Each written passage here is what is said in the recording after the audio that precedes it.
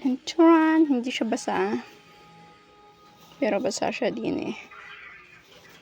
Ulan na nga ngayon at ang Simon ay palaging umiihi sa aming higaan. Naman ang ginawa ko, nilagyan ko ng plastic sa may loob ng aming abot ba. Para kahit pa paano eh, hindi mabasa yung foam at hindi siya babaho. Ito nga lang maingay siya at saka nababasa pa rin yung foam sa may loob. Kaya naman ito, papalitan na natin siya. Palitan nga natin ng waterproof na bedsheet. Dahil nga tag-ulan at laging nababasa yung bedsheet namin. Yung nagpapalit gabi-gabi, ito na lang yung gagamitin natin yung waterproof na bedsheet. Ito nga lang sa sobrang lawa ng aming foam ay hindi umana yung aking in-order. Ang ginawa ko, nilagyan ko muna ng non-waterproof na bedsheet, tsaka ko pinatong naman yung waterproof na bedsheet. Baka magustuhan nyo nga ito, ay lalagay ko na lang ulit yung link sa my comment section.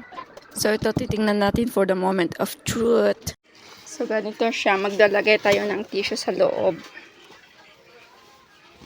Try it on.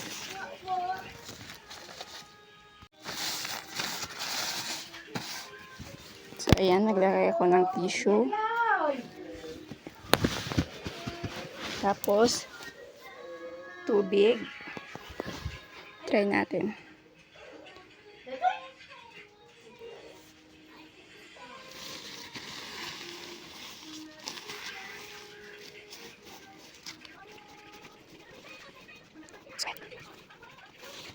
And turan, hindi siya basa. Pero basa siya din eh. Tapos, okay naman siya.